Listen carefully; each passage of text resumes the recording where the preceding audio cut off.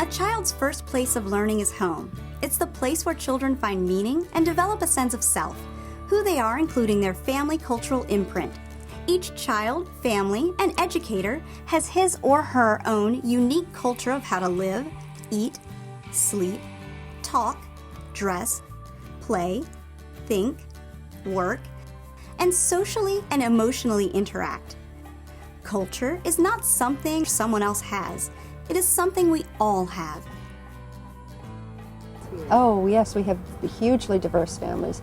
Non-English speaking families of Chinese, Indian, Russian, many different Indian dialects. We have from little children up. They generally come with no language at all except their home language, no English language. Very obviously they have lots of other language. And then by the time they get to kindergarten, they are speaking fluently in English with huge vocabularies, and that's going to make their journey to the public school much better. It's also wonderful for the other children in the class to become aware that there are very many diverse people, colors, shapes, languages. We learn everybody's language a little bit. By the time they get to be between 3 and 5, they all learn parts of each other's language. We do a lot of discussion of different people in different cultures. We do a lot of everyday discussions of different foods, different clothing. It's not any particular unit on multiculturalism. It's the people who are in the class live it, and so we live it with them.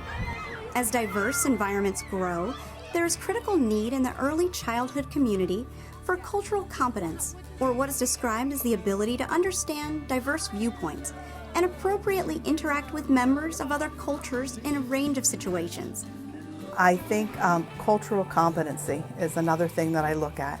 I think that the world that we are living in, we need to share that with our children.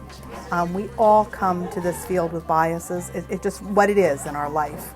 But we have to look beyond those biases and understand that cultural competency is more than just knowing what holidays people celebrate. There's so much more to that. And it's a wonderful opportunity for some training, I think, with staff members, but you need to be open to it. Supporting cultural understanding and diversity within a program means knowing and engaging all families. Whenever a new family starts with us, we always do a getting to know you interview. So we sit down with them and we ask them questions about their home life and about their background, who they live with, so the teachers can connect with the children on a more personal level. Tell me about your brother, how is your mom or your dad, and that way they also don't ask inappropriate questions like how is your dad if the child doesn't live with a dad. We have Middle Eastern families, we have African, Jamaican families, we have a lot of South American families here, Puerto Rican families.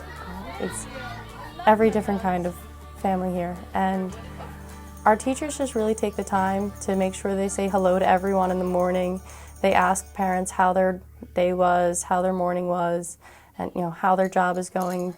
They make sure they get to know them through home visits and conferences as well. We have 4 different conferences every year, or home visits, depending. And during that time, we sit down with the families and we really talk about what their goals are and what their reasoning for having their children here is and what they expect to get out of it and how we can help them work towards those goals together. What constitutes a family?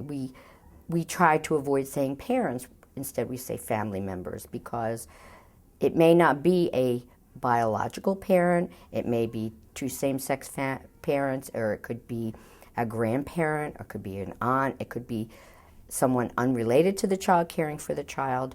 So I think it's the understanding of that. We also have to look at the whole economic diversity. We have families, 85% of our families are low income and qualify for some type of eligibility, of child care eligibility and subsidy. But we also have families who don't, and families who are more well off. There's nobody rich in today's society. When you have a child in child care, we know how expensive it is. But you need to talk about what the expectations are and what people's beliefs are. We have diversity of religion. What's important for us to know is not necessarily what religion they are, but what is it that they celebrate in their family? What things are important to them?